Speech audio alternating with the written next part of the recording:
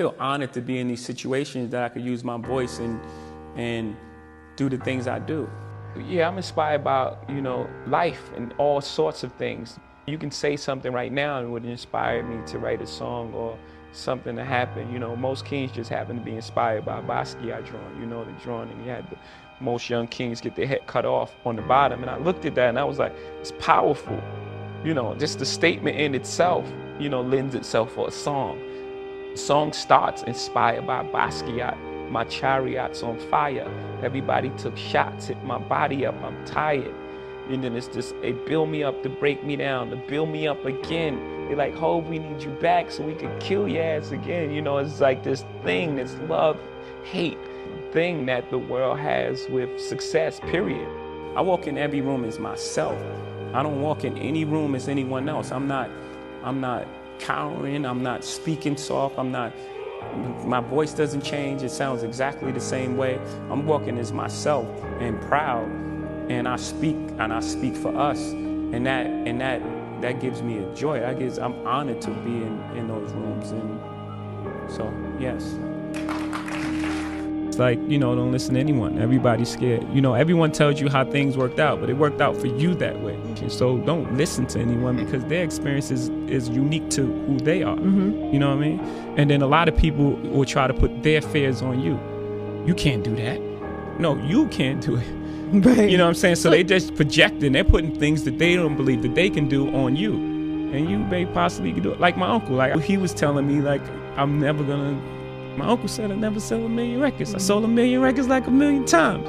So he was, I'm his nephew. I don't think he meant any malice. He wanted the best for you, but he just was projecting his fears right. and things that, are you crazy? How are you going to do that? How?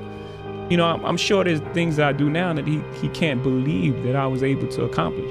But he couldn't even see it at the time. So he was just projecting, putting his fears on me. So the whole thing is just, and always believe you're great, even before anybody else believes it. It's an extension of my family. It's like the things that I do. I tell my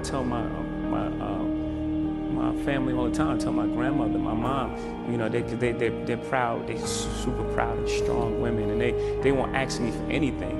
And I say, man, there are times where I don't want to get my picture taken, and I want to eat, and paparazzi take photos in your face and screaming at you and taking pictures, and you can't take your kid to the park. And I'm like, those are the sort of things that give the reason why I'm okay with it, and why I can cope and live with these things without,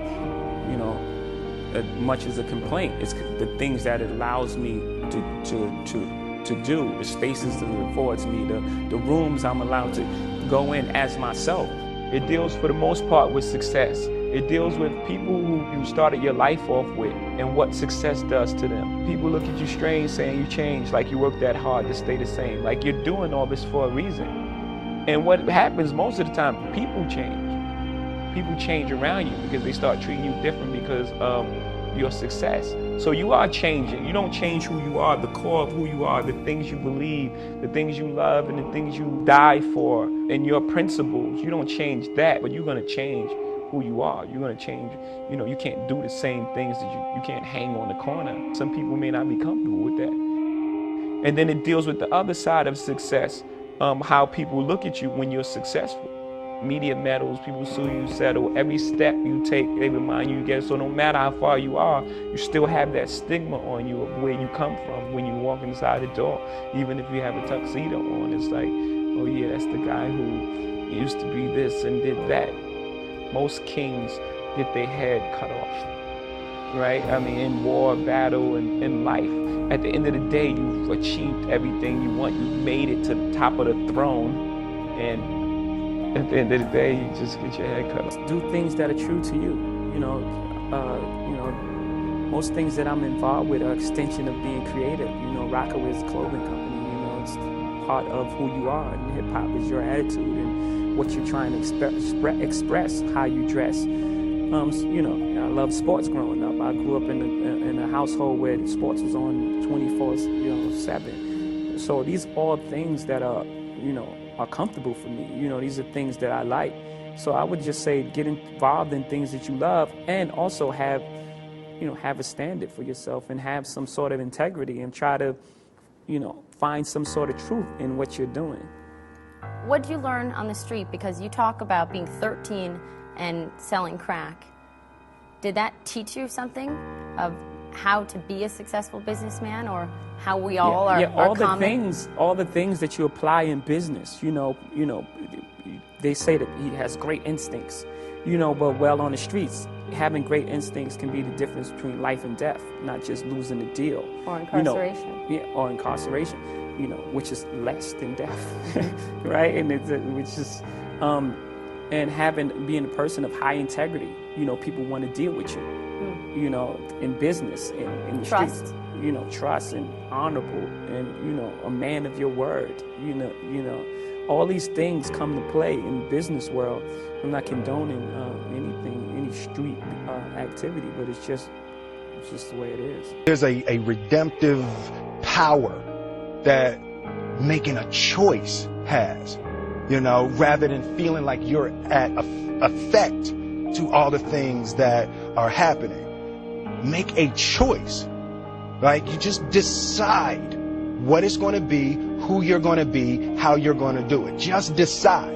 And then from that point, the universe is going to get out your way. It's water. It wants to move and go around stuff, I realize that to have the level of success that I want to have, it's difficult to spread it out and do multiple things. It takes such a desperate, obsessive focus. You really got to focus with all of your fiber and all of your heart and all of your creativity. You are associated with a number of brands, HP, Coca-Cola, Budweiser. How do you decide who you want your name, your brand, your voice tied to, and what companies you don't? I try to. Sometimes it's just more about relationships. I pretty much try to work with brands if there's some sort of partnership there. I don't typically do a one-off endorsement deals. I've just never been interested in that. It's just more so if I can create some sort of partnership. Coca-Cola was a partnership. Brand managers, acted as at one time. So I pretty much look for partners, as opposed to one-off endorsement deals. Well, yeah, it seems like you insist on some creative control, that you're not willing to just give the Jay-Z brand out or let people buy it from you. Yeah, for me, it's my life. It's who I am as a person. So I can't just let someone have creative control of who I am. Sure, it's important. Best investment advice that you ever received? What was it? Do you remember? Whether it was in the market or just investing in life and in business? Yeah, I think just doing things that you believe in, things that you understand. I think that's the best investment. I heard Warren Buffett say that just the other day. And I just innately felt that, just invest in things that you understand. Speaking of Warren Buffett, you recently spent an afternoon with him in Omaha, Nebraska. Went to lunch, sat down with him. Did it turn out that the two of you had more in common maybe than you thought? I think most people do. After a conversation, you realize that you have more in common than things that are dissimilar. Yeah. What did you take away from that? What did you learn from sitting with him, and what do you think he might have gleaned from meeting with you? I don't know. I have no idea on his side. On my side, he's very sharp, and again, he just affirmed to me that instincts is really important in business. I didn't go to any proper business school or any super follow any manuals like the Record Business 101 or anything like that. I just pretty much followed my instincts. And he just reaffirmed that for me, that, your instincts are very important to you. What about what you own? I read that your mother gave you a 3-ring binder, and you would write your lyrics in it as a child, and you'd hide it under your bed so that no one would steal it. Are your words still your most valuable possession? Yeah, because they caused all of this, saved my life, so. Saved your life? Absolutely. Why? Well, the things and activities that I was in, just as a broad statement, everyone says that. If I wouldn't have made it here, I wouldn't be here. But no, really, there was one of my friends who's like a dear friend of mine. We would be together every single day. And if it wasn't for rap, if I wasn't taken away from you know, the place I was. You know, he went to jail for 12 years. And we were together every single day. So I can't even imagine a circumstance where I wouldn't be with him.